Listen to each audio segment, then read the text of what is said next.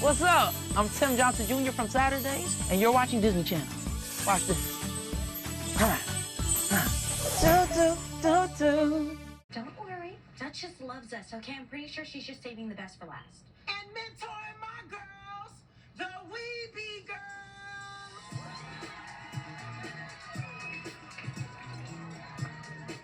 Making her return to Saturdays. She is one of the dopest skaters to ever wear a pair of quads, hands down. See, I told y'all. Give it up for the smoking hot. Hot Wheels.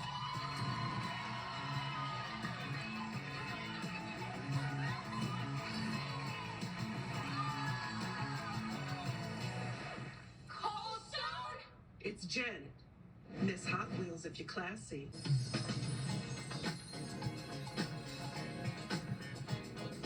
And that's how the Swan does it. Hey, y'all look so ridiculous. Preaching to the choir. What do you want, Swan? Just saying hi. I didn't know that you were back at Saturdays. Well, I heard you were in town and thought I'd come and give you a proper hello before sending you out with a proper goodbye. You're not still mad that I retired you, are you? Swan, you didn't retire me, but what you need to retire is this broke ponytail you're wearing. Does this stuff sound any familiar to you guys? Ponytail and Hot Wheels? This is some Kyle Petty bullshit all up in this bitch. What the f*** has Kyle Petty got to do with this? On the inside. On the 30 car is right in the middle of the racetrack, and here comes Kyle Petty right. Oh man, that was close. The fact that that was Hot Wheels' real name's character is actually the name of my nuisance bitch-ass ex-girlfriend from September 17, 2019, all the way through November 2nd, 2021. And so I'm not even going to discuss that in this video, but holy goddamn shit. The fact that she was what did Kyle Petty, help, make this episode? Because we had ponytails just like Kyle Petty used to have in real life when he was my favorite driver as a child, driving this car, that 45 car, 2003 Georgia Pacific Dodge, 2002, 2001 Sprint Dodge, and you can't see it from here, the 2003 Brawny Dodge, which is the same as Georgia Pacific, but the Georgia Pacific logo is placed with the Brawny logo, and, and of course, his sponsor was Hot Wheels before his son died, Adam before, when Kyle was the 44, when Adam was driving 45, and then when Adam died, Kyle stepped into the 45, and that was supposed to be Adam's Winston Cup ride for 2001 and beyond, where Kyle was going to quit racing and, to focus on Adam's Winston Cup career, but as soon as Adam died, his plans changed, and, he just kept racing in his honor the same way RCR's plans for Harvick in the 30 changed after Earnhardt was killed at Daytona the next year. So therefore, the ponytail and Hot Wheels, that was close like Kyle Petty. So therefore, while it's fresh on my mind, what installment of this was Saturdays? Holy goddamn shit. I'm gonna check this out like Kevin LePage.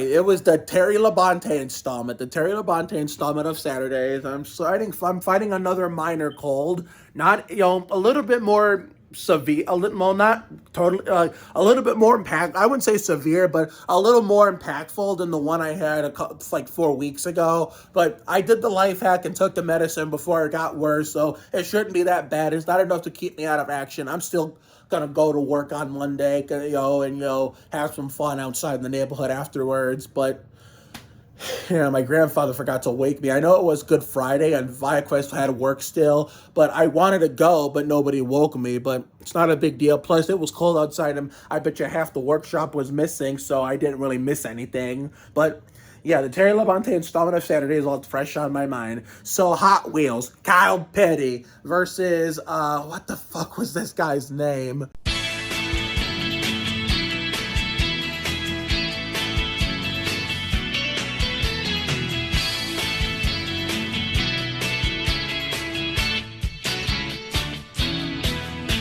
Swan was his name.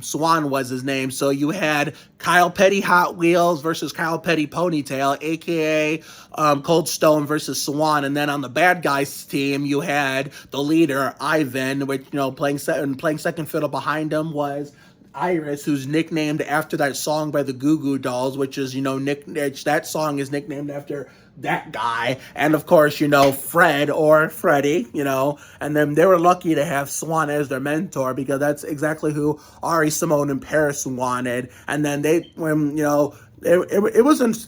seemed like they were perfectly okay with not getting the Swan as their mentor because they thought they were getting someone just as good or best yet even better than him. But nope, it was the Saturday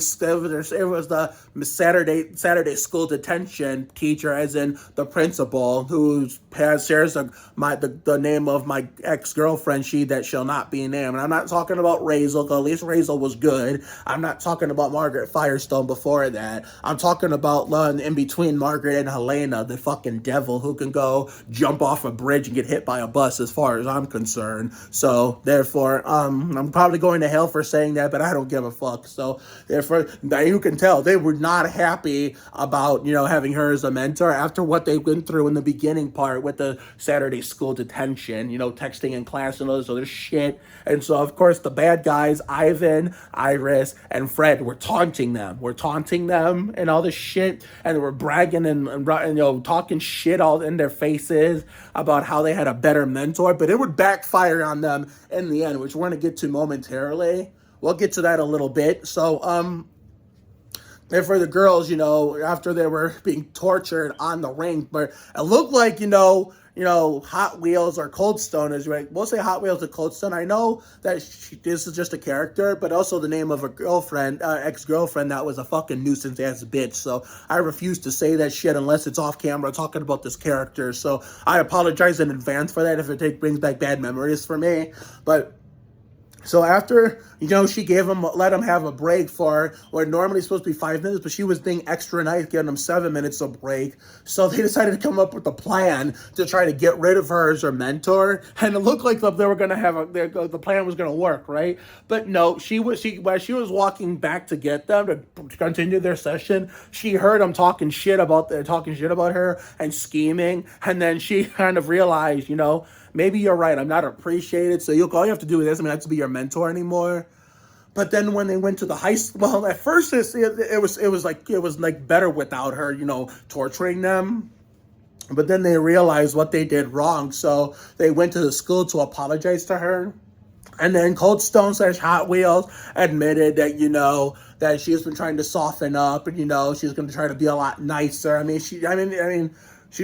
She said that the content she said it in, that's how she meant it. She didn't say it particularly that way, but yeah, I could see why Ari, Paris, and Simone were upset to have her as a mentor and wanted her gone. But then, then that's when they had to change of heart to her too, saying, we're going to have if you want to be our mentor again, go ahead. We're going to have your back against Swan. And so it was Swan and the three bad guys, and Hot Wheels and the main three stars head to head, 1992 all over again before I existed. And guess what? It was a boogity. It was like they were in a NASCAR Winston Cup Series race, or a Busch Series race, a Craftsman Truck Series race, or even ARCA Remax Series race back in the early 2000s, when NASCAR and NASCAR alone and stock car racing in general was actually more fun to watch and easier to follow, and it was actually worth the shit. But unlike the laughing stock it is today.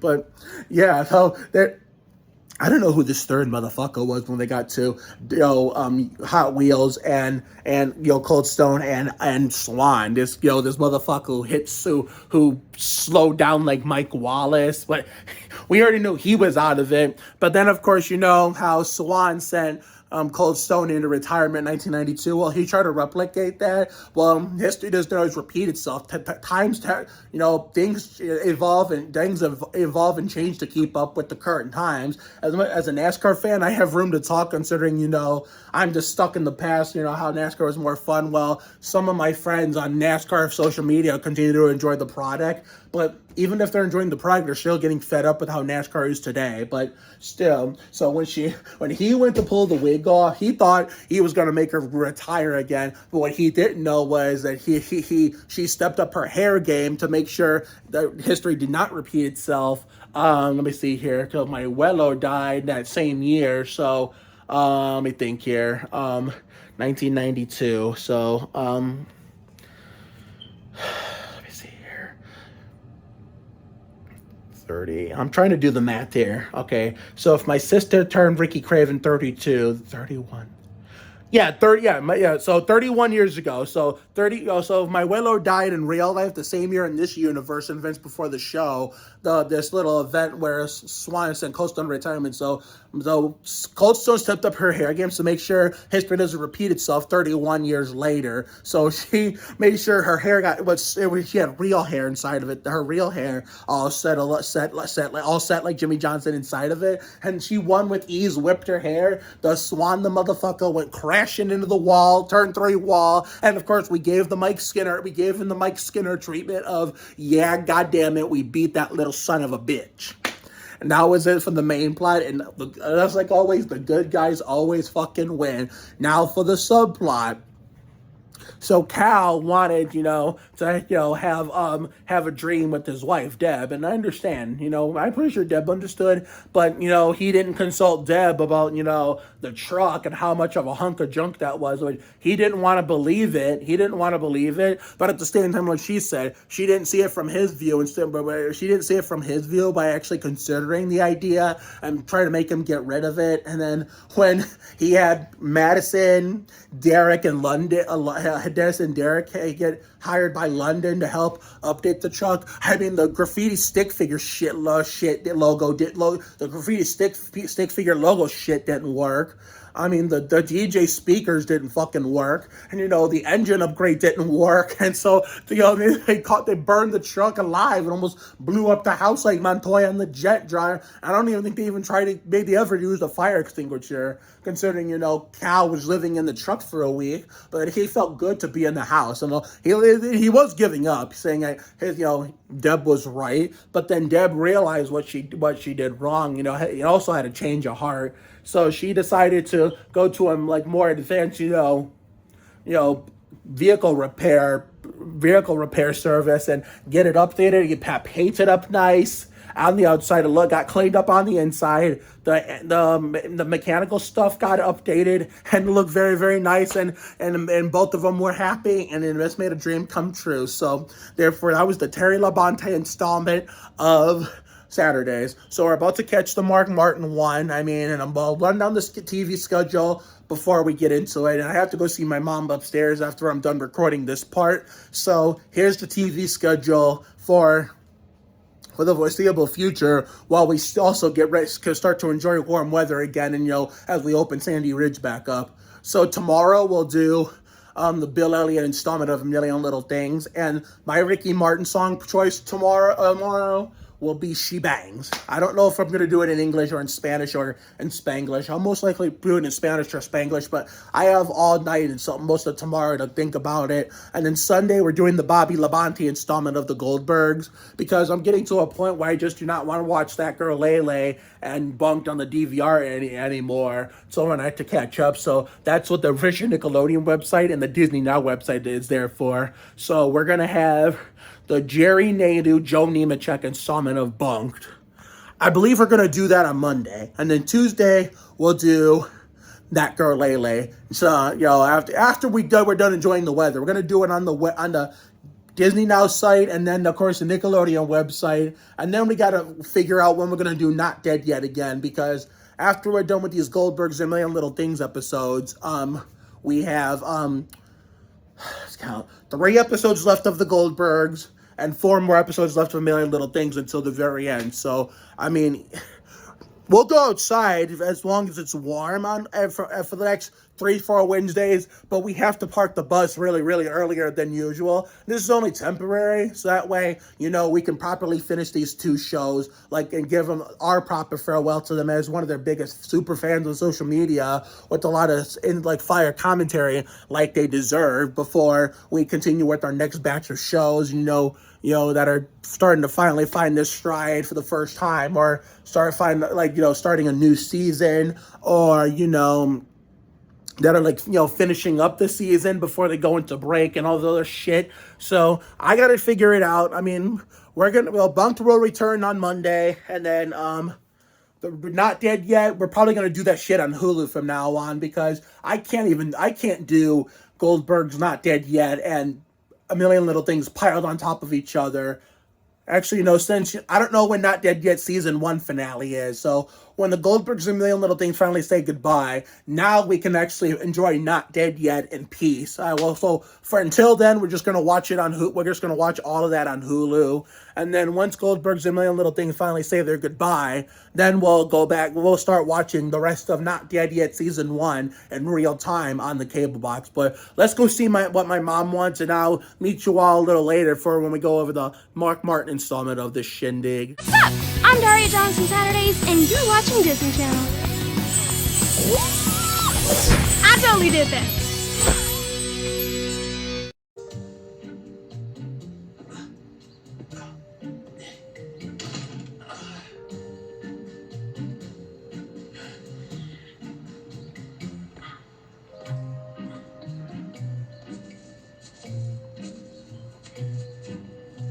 Wifey's in jail? Yeah. You? Mm-hmm. How's your neck? It hurts. And yeah? Stung by a bee. What? My thoughts exactly. Cal's neck injury and Kev's eye injury give me Sterling Marlin 2002 and Ernie Irvin 1994 vibes. So another week of Saturdays on Disney Channel done, as we just got through with the Mark Martin installment. And what do you know? Another Live and La Vida Lab Rats conspiracy, because Angel Parker's husband, Eric Nenninger, was the guy who played Kev Jackson, and Mo Jackson, his make-believe wife, was... Bev Jackson's make-believe wife was Mo Allen, but either way, there's no running away from the GOAT Live and La Vida Lab Rats, because you have Chris Peterson and Brian Moore now in Villains of Valley View, and even on Coop and Camby during the end of the 2018-2019 season and all of 2019-2020. Because Chris Peterson and Brian Moore did work on that show too, and now Tasha Davenport's real-life husband is on this show.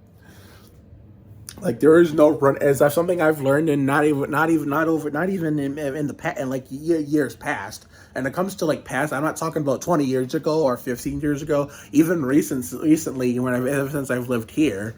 There's something I've learned in recent modern memory. There's no running away from your past. And the reason why I don't go back that far, because there was a lot of things that from many years ago, to 15, 20 years ago, that I grew up with, that either A, most of my people I'm friends with now, regular and from TV, weren't alive for, or just were infant for that stuff, or toddlers to single digit, generally single digit years old, and just little kids, and then preteen and teen years, until they grew up to be preteens and teens like they are today. You know what I'm saying? Because that's how old I am. A lot of these actors from these Disney and Nick shows weren't alive for the times I grew up, and a whole different generation. So they're getting educated with all the stuff I throw in my videos, with a bunch of the graphics. Sorry, the smoke detector in the storage room is going off. I gotta fucking fix that. But stuff I've thrown in the videos, like music from older past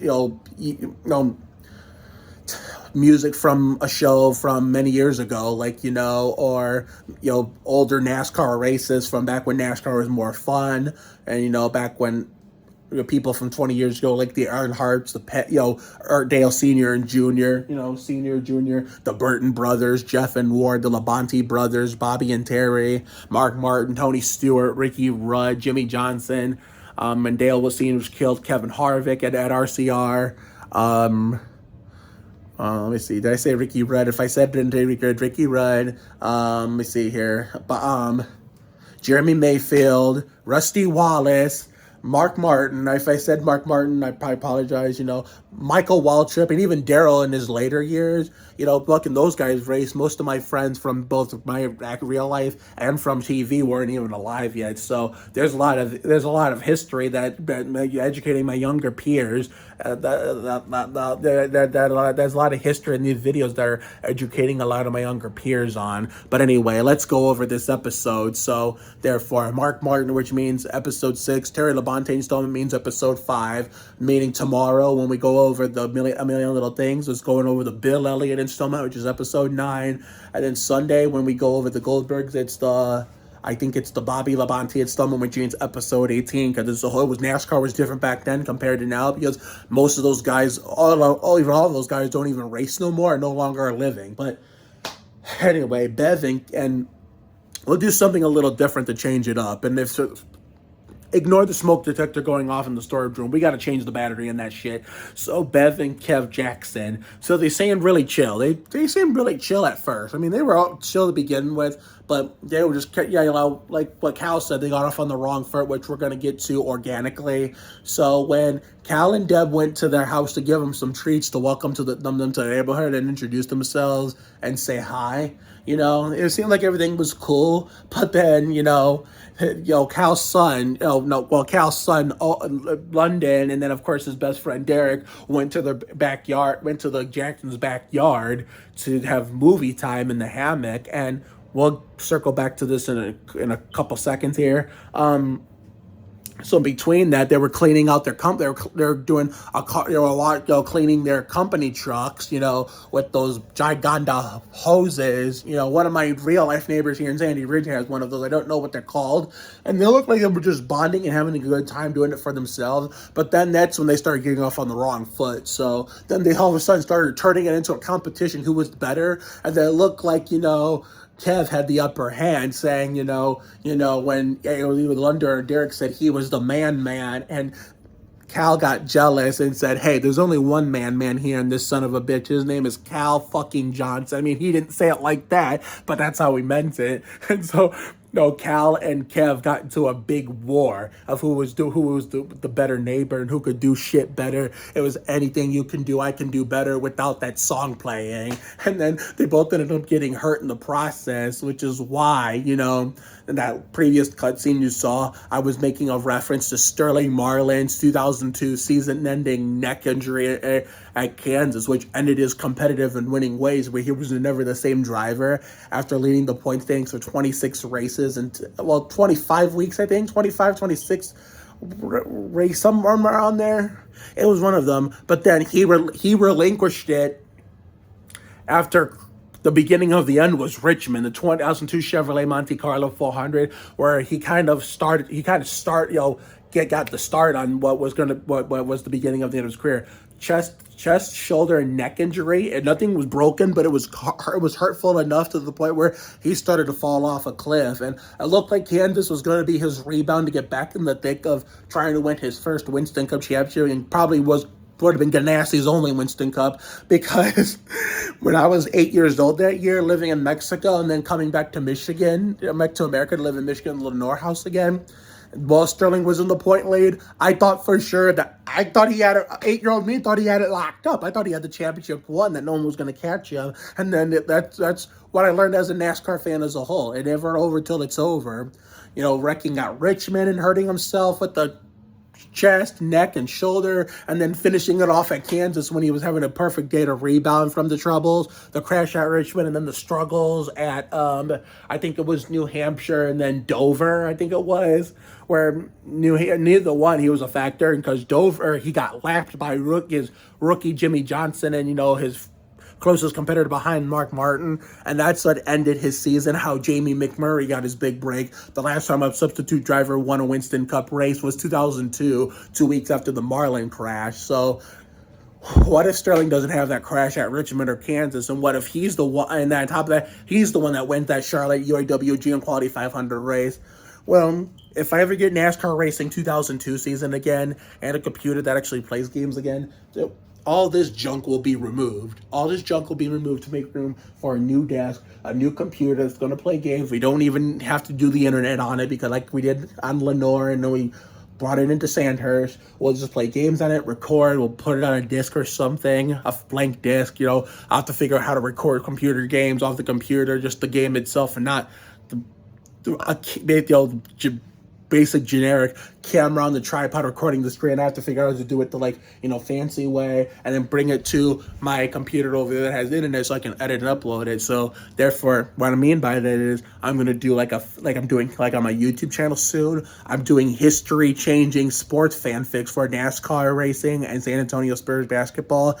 And the only one I'm gonna tell you guys right now, the Sterling Marlin one, is gonna be NASCAR Racing 2002, where I simulate an alternate universe where, as a boat, not only he doesn't crash at Richmond or Kansas, but also he doesn't get out of his car because red flags don't exist in almost every NASCAR game. So therefore he doesn't get out of his car at Daytona under the red flag to pull on the fender, because NASCAR rule, except for non-points events like the Winston All-Star races, no working on the car during the red flag. Even if you just touch it without working on it, that's still a no. That still counts as a penalty. When the red flag gets lifted and they put the yellow flag back out, you go to the tail end of the longest line, and that's what happened to Sterling. He dominated that 2002 500, had damage on a late caution restart with Jeff Gordon. They were all crashing behind him anyway, and then when Marlin dumped Jeff, it caused a little bit of damage right from the fender. When they stopped the race on the back straightaway, the red flag, and to clean it up, exit of travel going turn one to preserve the fans, a green flag finished. But back in NASCAR back then, there was no green white checker like today's laughing stock NASCAR has now. So Sterling thought he would. I mean, I don't blame him for doing this, because if he leaves it how it is, he just stays out there. He blows a tire and crashes his car. So, but still, that still doesn't make it any better. I mean, he did jump out of the car and pull on the fender. He was just trying to get it away from the tire, but touching the car and working on the car is touching the car and working on the car, even if you're not consider it working on the car. So therefore, I would consider a penalty. He had to settle for 8th, and then Will Button won the race over Elliott Sadler and Jeffrey Bodine. So therefore, that fanfic is going to be Marlin never getting out of that car on Daytona and actually winning the 2002 Daytona 500, and then he never has to crash at Richmond and never has to crash Kansas, and goes on to win the Winston Cup. So that's going to be a future fanfic history changing alternate universe series that you're going to be seeing on YouTube when that equipment gets superior and all this junk gets the fuck out of here, and it gets all clean like it was in 2015 when we first moved here. So therefore, and then of course, Kev's eye being stung by a bee under the apple tree they were sharing in the yard. Oh my God, he's Ernie Irvan, a driver that I never got to see race. Yeah, don't I look different without my glasses? Ernie Irvan was a driver I never got to see race because I was like a baby, and I wasn't a NASCAR fan yet. By the time I got there in 2001, he was already gone. But not the one that ended his career in 99 in an ARCA car at Michigan, that ended his career, but the one that almost killed him at Michigan 4 years before. Well, no, 98, 97, 96, 95. Yeah, 5 years before that, when he was driving for Yates after a year after Davey Ellison died, smashed the turn 2 wall at 190 some mile an hour. He only had a 10% chance of survival. Luckily, God was with them, but he paid the price. And the one injury everybody remembers him for was an left eye injury. So all little kid me remembers Ernie Irvan for all those images I saw in books and magazines, and even some of these, documentaries and videos I had, VHS I had, was Ernie Irvan's eye patch over Ernie Irvan's eye. I didn't understand the context of that Michigan crash. I knew about it, but the kid version of me found Ernie Irvan, eye patch Ernie Irvan, very fascinating. So that's what it kind of reminded me of. So that's where the reference comes in. And so therefore, because of the injury, they were forced to call a truce and, work it out. And that's what they did. And now that they were cool. And now hopefully we'll get to see the Jacksons in future episodes. Now for the main plot. So Perry tried to warn the girls like Ward Burton not to play Duchess's big hit, because, here's the thing though, we didn't know the reason why. We're going to get to that momentarily. So therefore, Paris, Ari, and Simone were totally unaware as to why, and Perry was doing it for not only their own good, but Duchess's own good. And then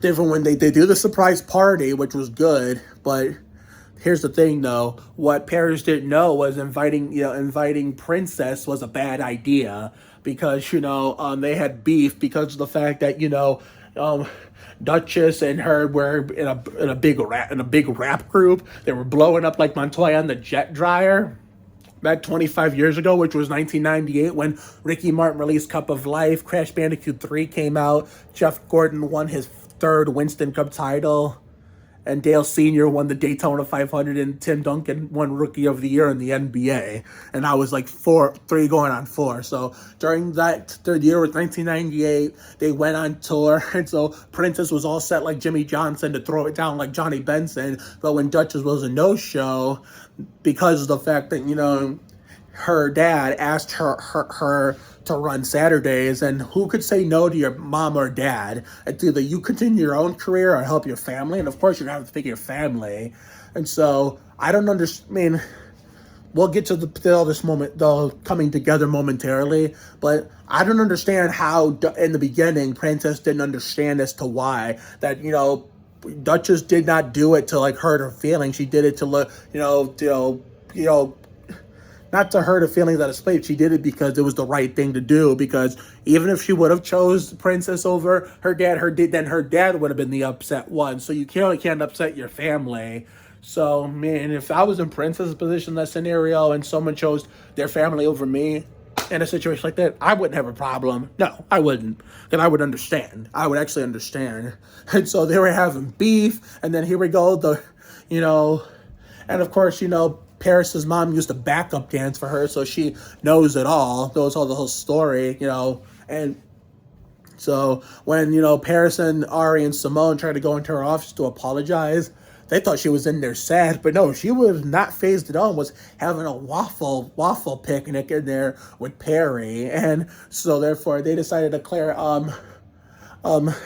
a skate battle. Yeah, and I'll get to this we'll circle back to this in a second. So apparently Paris wanted to throw that surprise party to give Duchess her props while she's still around and we're working before she retires, or before she passes on. So while she's still here working and Saturdays and running Saturdays and living on Earth, and then I get that, they wanted to give her some love and show her even, I almost said the actor's name. I keep always do that with most of my shows. London and Derek wanted to do the same thing, but Rodney said, don't play that shit. He didn't say it like that, but that's how he meant it. And so, the boys understood, but the girls didn't seem to in the beginning because they wanted to show, they didn't know the whole story. They did now. I just told it.